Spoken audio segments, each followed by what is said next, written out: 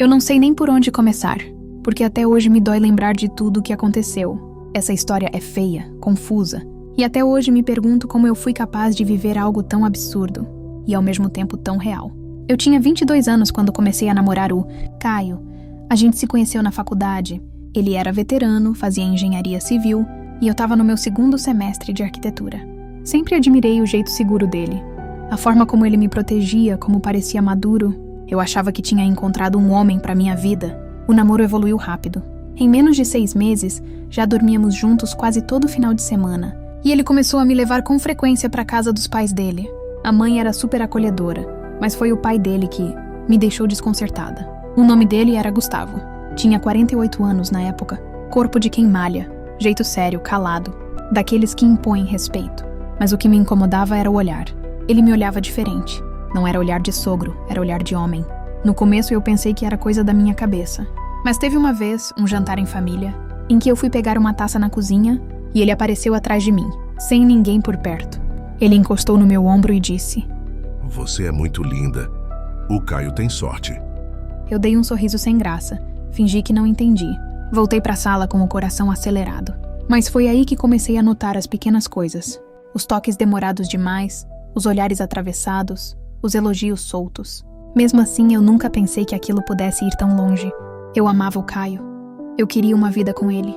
Mas o destino tem uma forma cruel de testar a gente. A gente brigou feio um dia, por causa de ciúmes. Ele saiu de casa, não quis mais falar comigo. Me bloqueou de tudo. Fiquei arrasada. Era como se um pedaço de mim tivesse sido arrancado. Fui para casa dos meus pais, mas não conseguia comer, nem dormir. Foi quando o Gustavo me mandou mensagem no WhatsApp. "Se precisar conversar, tô por aqui." Eu devia ter ignorado, mas eu estava tão carente, tão machucada, que respondi. E ele foi aparecendo, aos poucos. Um dia mandou uma música, outro dia perguntou se eu estava bem, até que sugeriu um café. Eu hesitei, mas acabei indo. A gente se encontrou num café discreto, longe da casa deles. E ali, pela primeira vez, ele segurou minha mão e falou: "O Caio é um moleque. Ele não sabe valorizar uma mulher como você." A forma como ele falava me fazia me sentir vista, desejada, importante. Eu estava tão fragilizada que me deixei levar. E assim começou. Um caso escondido. Eu sabia que era errado, mas toda vez que eu tentava recuar, ele me puxava de volta. "Você acha que eu nunca desejei isso? Desde a primeira vez que te vi..." A gente se encontrava em hotéis baratos. Às vezes ele me buscava com o carro do trabalho. Eu vivia em conflito, mas me sentia viva de novo. Era como se o buraco da dor que o Caio deixou tivesse sido tampado. Só que com veneno. Eu tentei voltar com o Caio, mas ele tinha começado a sair com outra. Isso me revoltou mais ainda. E me joguei de cabeça nesse relacionamento escondido, doentio, errado. Até que um dia, minha menstruação atrasou e tudo desabou. Quando vi que minha menstruação estava atrasada, tentei me enganar. Achei que fosse estresse, ansiedade, qualquer outra coisa. Mas os dias foram passando e o atraso virou semanas. Comprei um teste de farmácia escondida. Fiz sozinha, trancada no banheiro. 2 risquinhos, vermelhos, claros. Grávida. Senti um gelo na barriga. Meu coração disparou como se fosse sair pela boca. Minha visão escureceu por um segundo. Eu fiquei ali sentada no chão frio com o teste na mão, como se o mundo tivesse parado. Na hora, a primeira coisa que pensei foi: não pode ser do Caio, a gente não se vê. Há quase 2 meses. Minha garganta travou. Meu estômago virou. A verdade me acertou como um tapa. Aquele bebê só podia ser do Gustavo. Chorei a noite inteira, me culpando, me odiando, me perguntando como eu fui capaz de me envolver com o pai do meu ex. No dia seguinte, ele me mandou mensagem: "Saudades de você. Posso te ver hoje?" Fiquei dias em silêncio, até ele aparecer de surpresa perto da minha faculdade. "Aconteceu alguma coisa?" Tô grávida. Tô grávida." "Do Caio?" "Não, é seu." Ele empalideceu. Ficou mudo por longos segundos. Depois sentou no banco do carro, passou a mão no rosto e disse: "Isso muda tudo." No início, ele tentou manter a calma.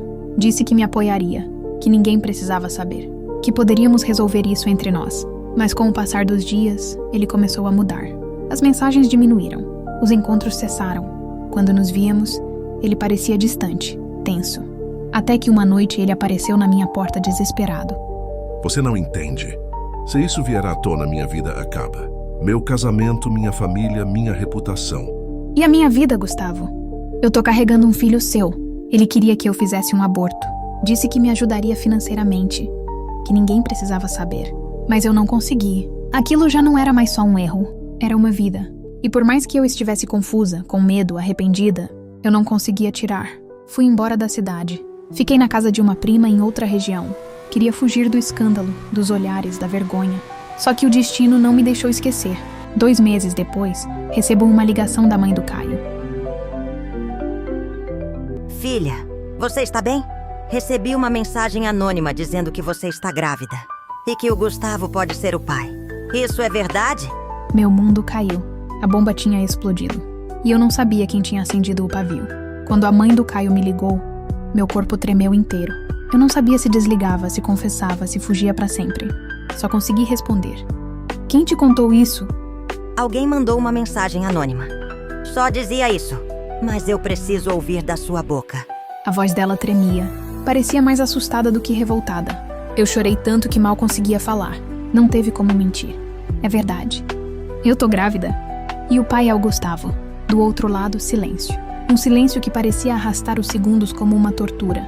Até que ela desligou, sem dizer mais nada. No dia seguinte foi um inferno. Meu telefone não parava.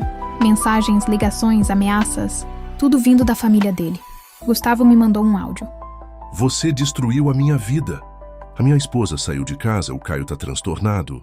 Por que você contou? Eu não contei nada. Foi alguém anônimo. Isso não muda o estrago.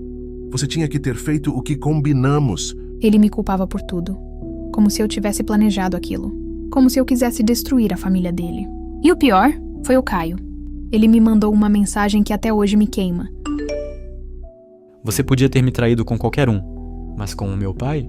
Com o meu pai, você foi o maior erro da minha vida. Foi ali que eu quebrei. Eu não conseguia sair na rua. Evitava espelhos. Me sentia suja, indigna, imperdoável. Me afastei de tudo. Mudei de número. Apaguei redes sociais. Passei a gravidez inteira escondida. Sem apoio, sem carinho, sem chão. Minha prima foi meu único alicerce. Você errou sim, mas ninguém tem o direito de te tratar como um monstro. Você vai ser mãe.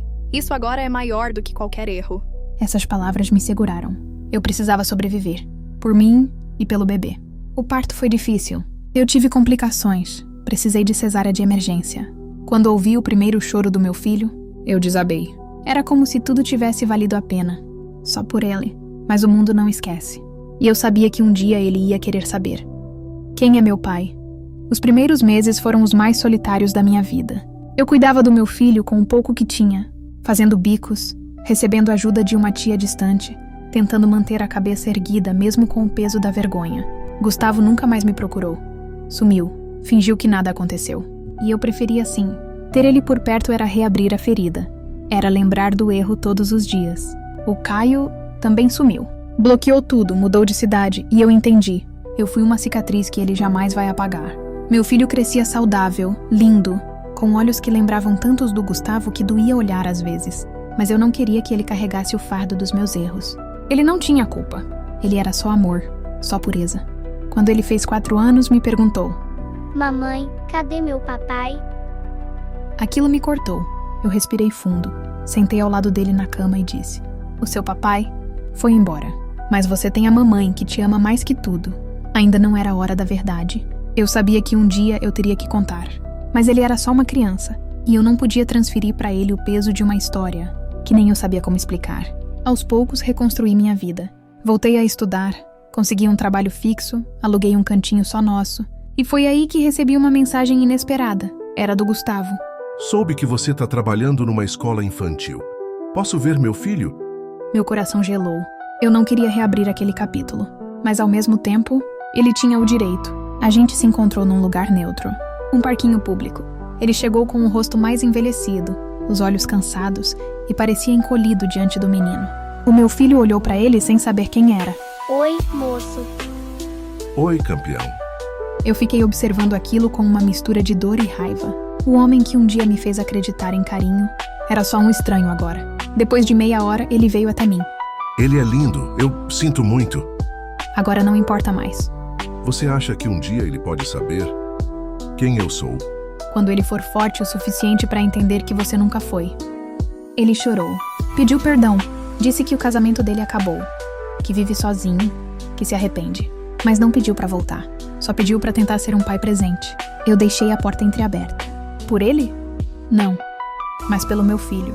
Porque nenhuma criança merece viver sem respostas. Hoje, passados quase 7 anos, meu filho sabe que teve um pai que errou, mas que não deixei que isso o definisse. Ele é doce, inteligente, tem uma luz que nenhuma escuridão da minha história conseguiu apagar. E eu aprendi a me perdoar. Porque às vezes a gente se destrói tentando amar alguém, e outras vezes a gente renasce amando quem nasceu de um erro. Essa é a minha história. Não espero que me entendam. Só espero que ninguém precise passar por isso para entender que o amor sem respeito é só um abismo disfarçado de carinho.